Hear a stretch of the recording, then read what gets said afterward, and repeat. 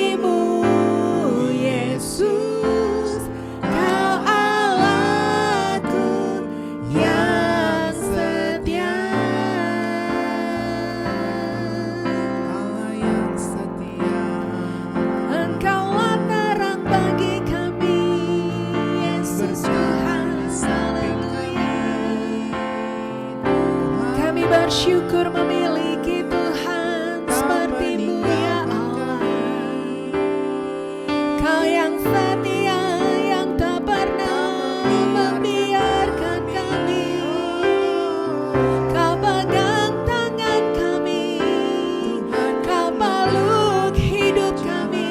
Kami aman di dalam-Mu. Kami bahagia bersama-Mu Tuhan. Kaulah segalanya, Kaulah kekuatan kami. Haleluya. Segala puji hormat, Engkaulah Yesus Tuhan. Engkaulah Raja di atas segala raja. Tangan-Mu perkasa, sanggup menolong kami senantiasa. Terima kasih Yesus Tuhan. Terima kasih Bapa di surga. Roh Kudus, Kau yang selalu ada di hidup kami, menuntun, mengarahkan, berjalan dari kebenaran, lepas kebenaran. Terima kasih Yesus Tuhan. Glory, haleluya. Kami kan terus berjalan sampai akhir, sampai mahkota kehidupan menjadi bagian dalam hidup kami, Tuhan. Terima kasih, terima kasih.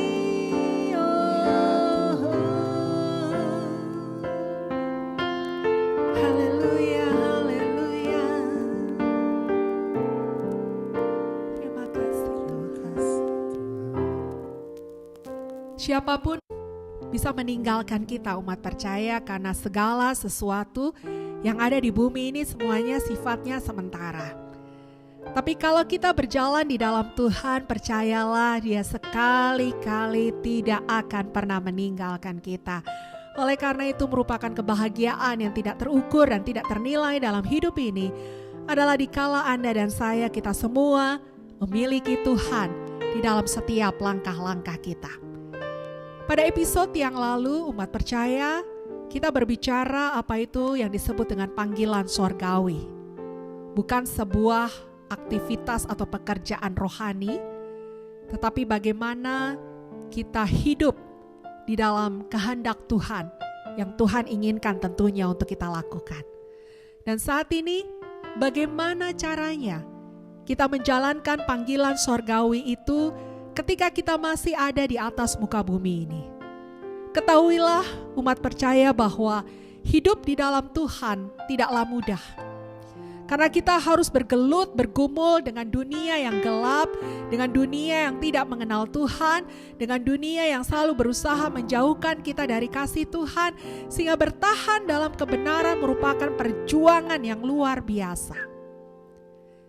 Tetapi kalau kita jalankan dengan kekuatan sendiri, maka rasanya mustahil kita bisa berkemenangan di atas muka bumi ini.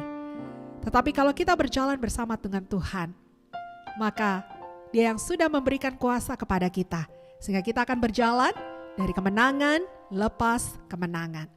Nah, bagaimana kita menjalankan panggilan sorgawi itu di atas muka bumi ini, umat percaya? Saya mengajak Anda untuk memperhatikan kitab Ibrani pasalnya yang ketiga. Ibrani pasalnya yang ketiga, kita tidak akan membaca secara berurutan terlebih dahulu, tetapi kita akan lompat-lompat melihat beberapa ayat yang ada yang akan mengajarkan dan mengarahkan kita bagaimana kita menjalankan panggilan sorgawi di dalam dunia ini. Ayat yang pertama dikatakan demikian. Sebab itu hai saudara-saudara yang kudus, hai umat percaya yang telah dipisahkan dari dunia, yang memutuskan berkomitmen hidup benar, hidup kudus di dalam Tuhan, yang mendapat bagian dalam panggilan sorgawi. Jadi kita yang hidup dalam Kristus, kita mendapatkan panggilan sorgawi. Pandanglah kepada Rasul dan Imam besar kita yang kita akui, yaitu Yesus. Jadi hal yang pertama umat percaya bagaimana kita menjalankan panggilan surgawi kita di atas muka bumi ini. Di ayat yang pertama tadi kita diajarkan bahwa biarlah mata rohani kita, mata batiniah kita terus tertuju kepada Tuhan.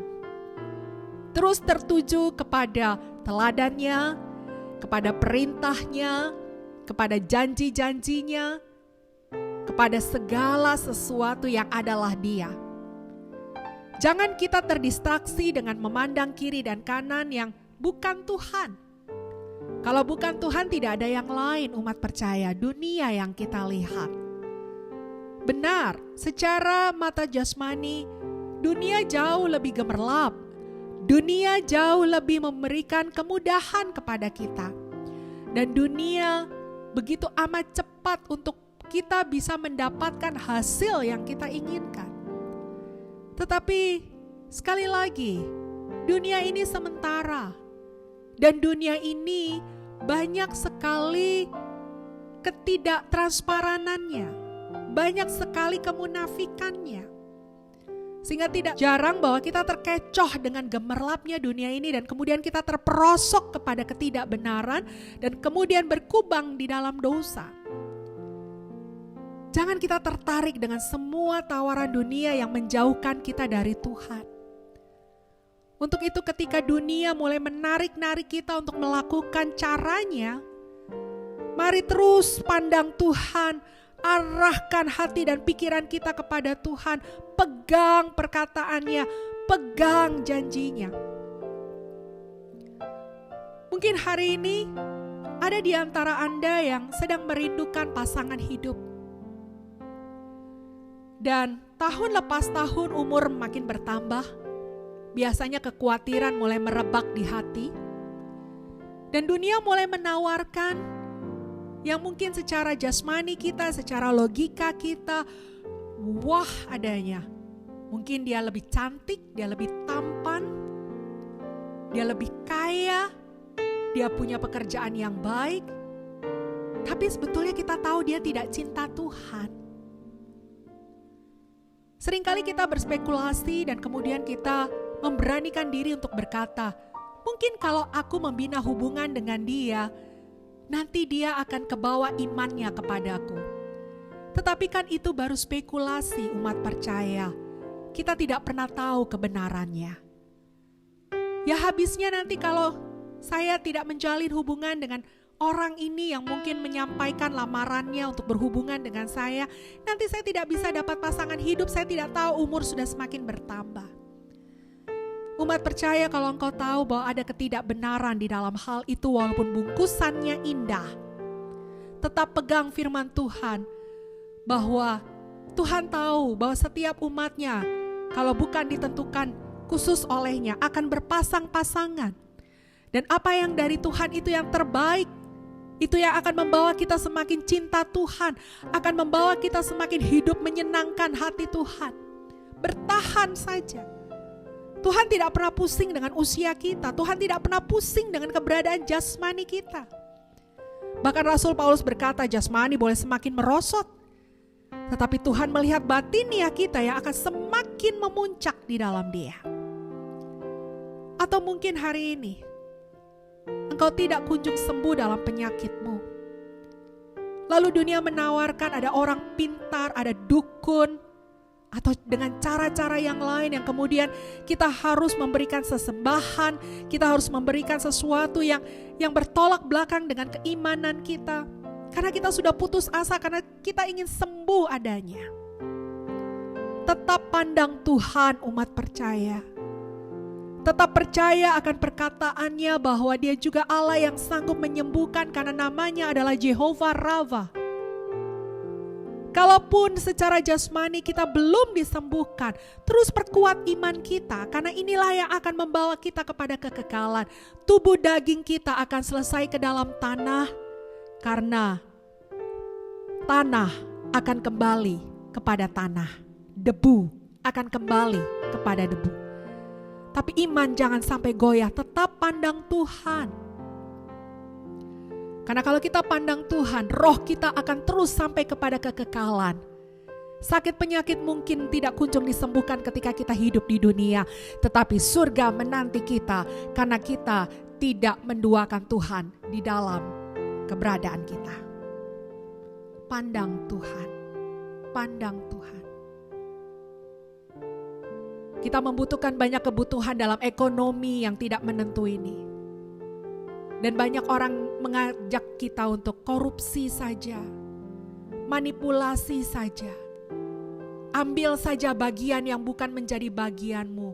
Umat percaya, Bapa di surga melihat kita dan mengenal kebutuhan kita. Tetap pandang Dia bahwa berkat yang memberikan ketenangan dan kedamaian hanya berasal dari Tuhan. Jangan sekali-sekali kita terseret dengan rayuan dunia. Menjalankan panggilan surgawi adalah melakukan yang benar. Terus pandang Tuhan di dalam setiap langkah-langkah kita. Yang kedua, kita perhatikan ayatnya yang ke-7 dan ayatnya yang ke-8 dalam Ibrani pasalnya yang ke-3 ini.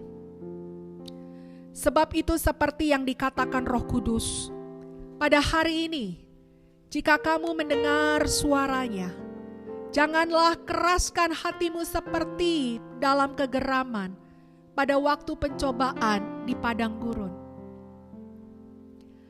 Orang yang menjalankan panggilan surgawi adalah orang yang tidak mengeraskan hati ketika Tuhan menyampaikan sesuatu. Mungkin pergumulanmu sudah ada jawabannya.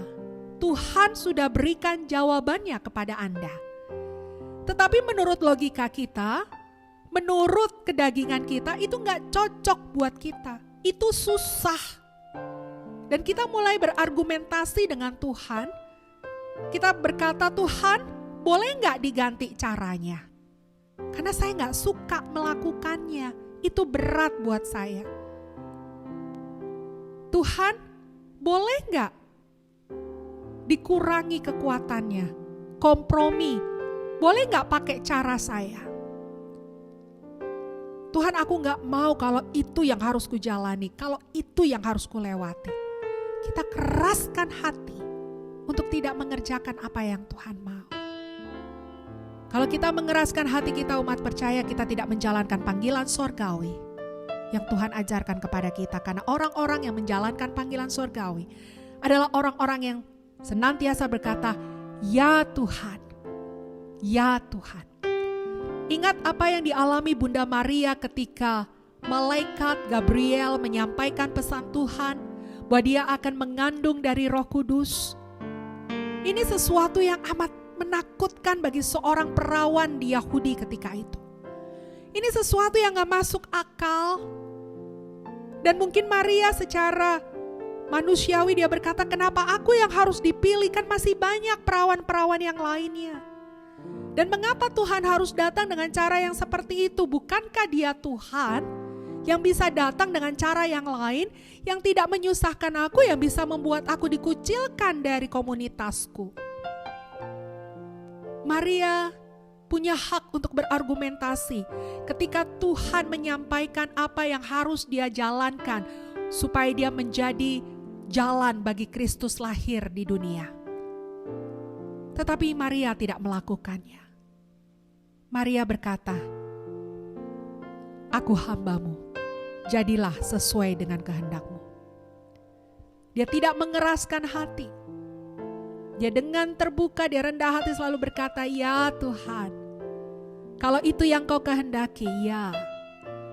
Kalau kau kehendaki hari ini supaya perseteruanku dengan orang-orang di sekitarku, maka aku harus meminta maaf.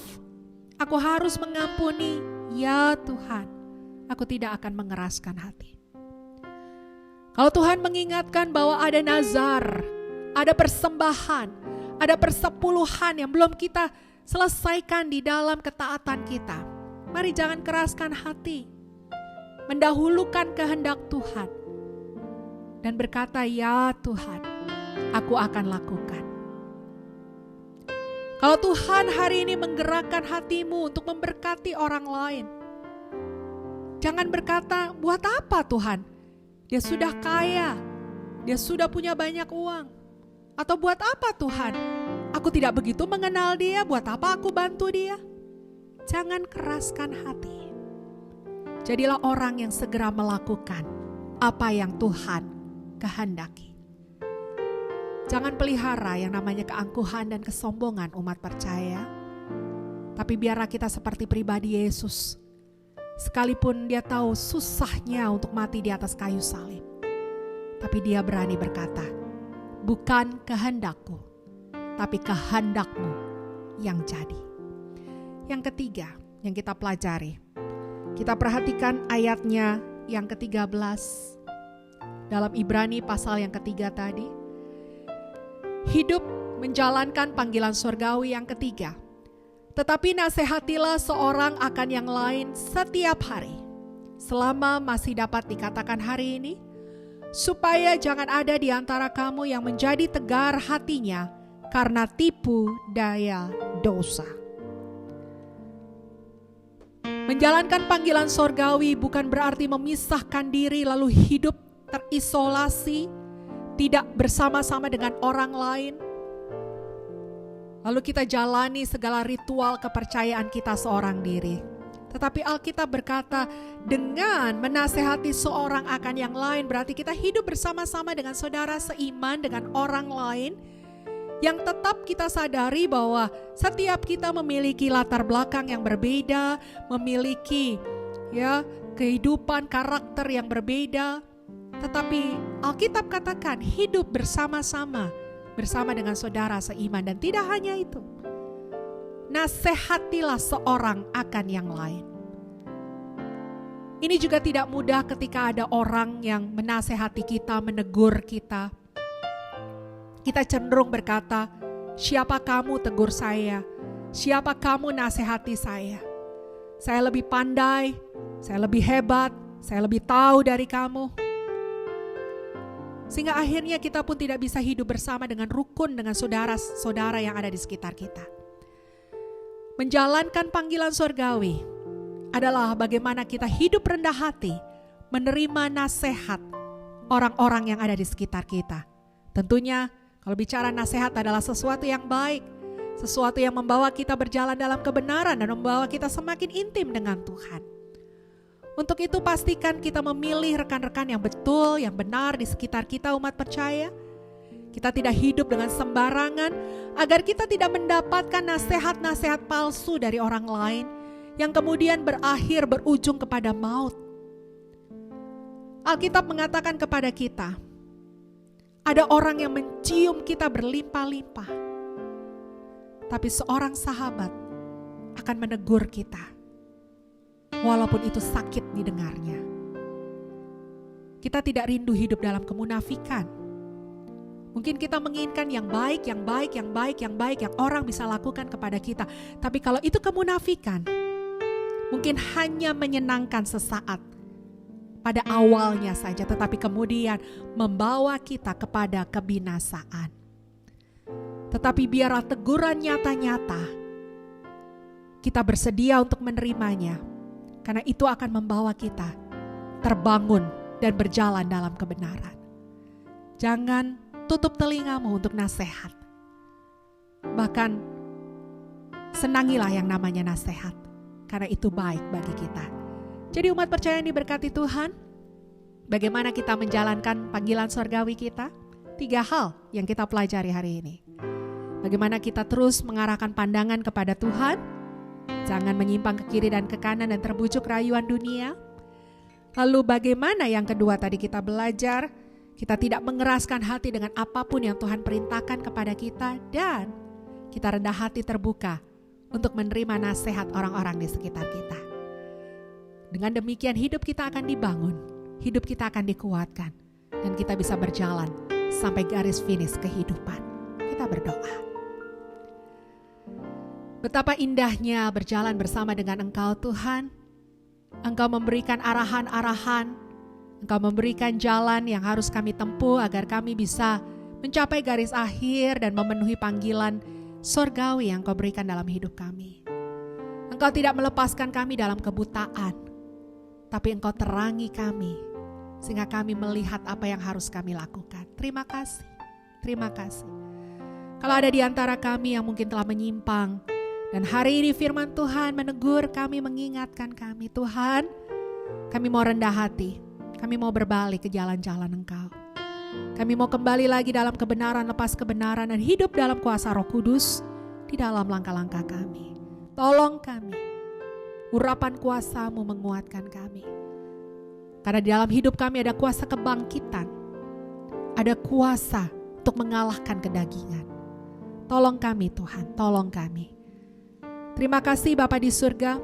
Kami percaya tidak ada yang mustahil bersama dengan Engkau. Kami semua umat percaya dimanapun berada, kami sanggup menjalankan panggilan surgawi kami.